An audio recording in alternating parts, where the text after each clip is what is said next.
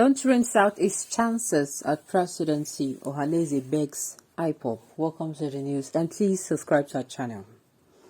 The Apex Igbo Socio-Cultural Organization, Ohanaeze Igbo Worldwide, has appealed to members of a prescribed separatist group, the Indigenous People of Biafra, Ipob, not to jeopardize Southeast chances of producing the president in 2023. Ohanaeze urged Ipob to sheath the swords and allow peace to reign in the region ahead of next year's general elections. Ipob threatens no election. This comes amidst threat by the group to disrupt the elections in the southeast following the continued detention of its leader, Nnamdi Kanu, by the federal government. Recall that some members of the Ipob during a protest in Abia State last week vowed not to allow the 2023 election to be held in the southeast over the non-release of Kanu by the federal government recently. They asked Nigeria to forget the 2023 election in the region if, I quote, if our leader Nnamdi Kanu is still in the DSS custody. Kanu put Ipob on alert in a statement issued by his lawyer Ifeanyi Ejiofor on Friday, November 11, 2022. Kanu has urged his followers to be circumspect because the enemies were relentlessly exploiting vulnerable means to blackmail the Ipob. Ohanaeze appeals to Ipob. However, spokesman of Ohanaeze, Chief Alex Ogbonnia, told Sunday Punch in an interview that some Southeast elders led by the leader of Ohanaeze, Prof. George Obiozor, were engaging with President Muhammad Buhari to seek Kanu's release. Ogbonnia before the begged Ipob members not to run the chances of the region in the pursuit of what is described as legitimate right. He advised the separatists not to build for themselves a Frankenstein that may also consume them. Now let me say this. I have said it that these people, their quietness, the fact that the indigenous people of Biafra have not been speaking since the courts, I think sometime about, was it a month ago or thereabout, the court ordered that Nnamdi Kanu should be released, that he is actually acquitted and discharged. So, believe that they have been up to, they have been boiling with, as in underneath. They have been boiling, especially when, the court said, free this man, and you're still holding on to him for reasons nobody knows about. In fact, the judges that presided over the case, you had to even transfer those judges to somewhere else. So they all know this, but I have been waiting for them to come out and say something about it. And I was knowing that, no, when these people go talk, go good, go warm for ears, go be good matter. Now they have spoken. And the thing is, the Ohanaeze now, I think they're trying to balance the equation, because right here in this same they say they are speaking with, the president over this matter. And they're also telling Ipob to calm down. But my honors, these people now, before now, I've said it. This is just, to me, an attempt to make sure that there is another chaos. There was a time in the Southeast where, it was all chaos, people being kidnapped, people being accused of different sort of crimes. You hear the security operatives and the people are having issues, they go to people's homes, they drag their men, the young men, the youth away. A lot of, brouhaha was happening then. And then it has reduced. Now, the election is very close.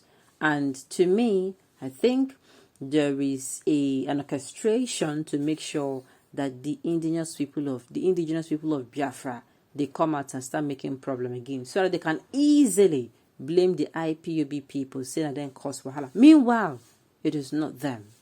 You cannot beat a child and tell the child not to cry. The Ipob have been quiet. To me, they don't try, they don't get quiet over this issue. They have not come out to threaten their normal way of threatening in Daboski, threatening fire and brimstone, that this is what is going to happen. But the thing is, I do not understand why, by this time late last year, God bless that particular man's soul, that former aviation minister, he went with some Igbo elders to the southeast, to FCT, to Aso Rock, not FCT. And then he went there to tell them, and they discussed. And they get to discuss, about how Nnamdi Kanu, they went there to plead, not even to discuss. And after the plea and everything, the president, Muhammad Buhari, told them that, okay, that he was going to see what he can do. Only for, I think, weeks later, he came up with the no, that he does not want to interfere with the judiciary. And, people are like, okay, he does not want to interfere. Many people backed him up and said, it's true. He does not want to interfere. I said, no problem. And since all this while, they have been in and out of court, both the one they tried him without the media, tried him, should I say, it's a secret trial, all these terrorism charges. They say they don't, what's it called? They don't have to make it open. People are not permitted to go into the court and all that, blah, blah, blah. A lot of things after all the gbas, all the, gymnastic. Finally, they now said this man is acquitted and discharged of all charges. And everybody was happy. In fact, at that time, my lines, everybody was calling me. I was like, I don't understand. Hey, this man, they don't free this man. What is now going to happen? I was like, I don't understand. Are you talking to me as federal government? Where hold this man? So a lot of people were asking me. I said, let's watch and see what goes on, because I'm not believing that this man is free. I said it then, until this man comes out and gives a statement. I know he will definitely come out and speak to his people. So, till we waited, and when they were like, okay, have they cancelled this settlement?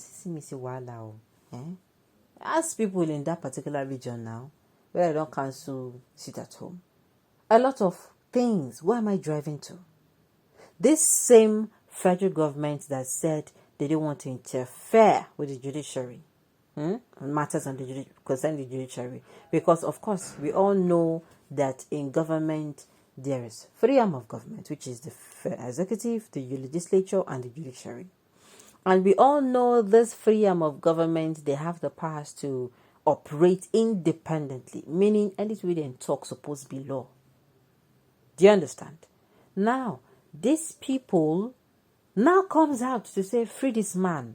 That's the judiciary, a third arm of government, telling the DSS, the third arm of government, they tell DSS, so yeah, release this man. And DSS, they keep this man. Is this not the insult upon the insult of the highest order? If you ask me.